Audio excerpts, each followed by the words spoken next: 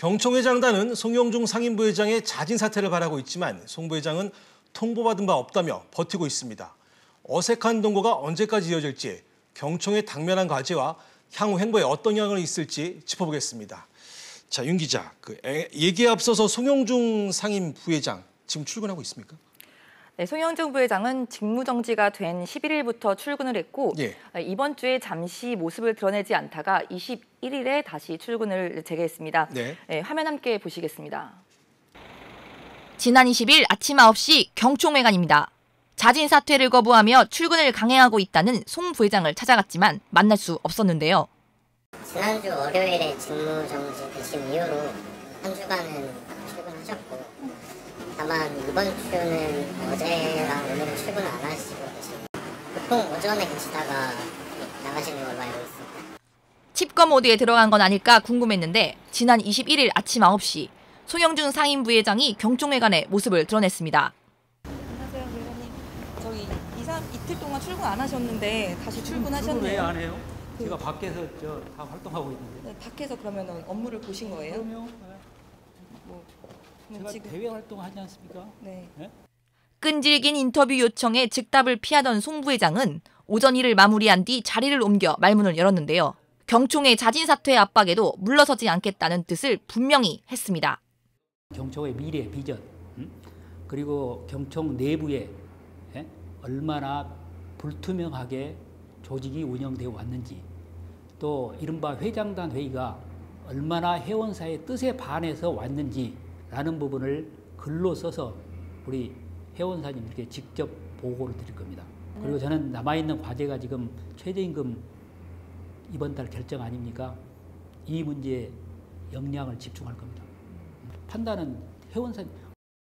네, 송 부회장 자진 사퇴는 없고 회원사들을 설득해서 계속 일을 하겠다는 입장이군요. 네. 자, 이렇게 되면 결국 파장이 더 커지는 분위기인데 회장단회의가 오히려 갈등을 더 키운 것이 아니냐라는 이런 지적이 나오고 있습니다. 네, 경총회장단은 지난 15일 회의를 열고 송 부회장의 거취 문제를 논의한 뒤 자진 사퇴할 때까지 이제 기다리기로 이제 결정을 했는데 회의가 끝난 뒤 경총은 근본 사퇴 수습을 위해서 조속한 조치가 필요하다. 이런데 의견 일치를 봤다. 이런 두루뭉술한 입증을 내놓았습니다. 그러니까 해임이나 사퇴 같은 분명한 표현 없이 조속한 조치라는 애매한 표현으로 마무리를 진 건데요. 이런 지적에 대해서 이동훈 경총 전무는 다시 한번 자진 사퇴를 요구하는 것에 방점이 찍혀 있다 이렇게 밝혔습니다. 하지만 송 부회장이 자진 사퇴 권고를 받아들이지 않고 있으면서 거취를 둘러싼 논란이 장기화되자 이 회장단이 사퇴를 더 키웠다는 얘기가 나오고 있는 겁니다. 자, 그런데 만약 송 부회장이 자진 사퇴를 수용하지 않으면 어떻게 되는 겁니까?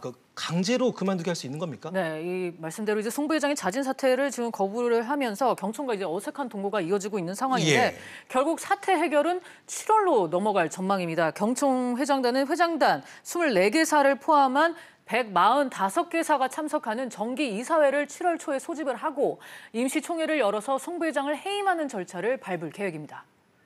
총회에서 결정하면 저희는 절차가 끝난 거고요. 그렇다고 그러면 사퇴 의미가 없는 거죠. 해임이 된 거니까. 어떻게 결론이 나도 경총의 위상이나 신뢰도는 치명상을 입을 수밖에 없게 됐습니다.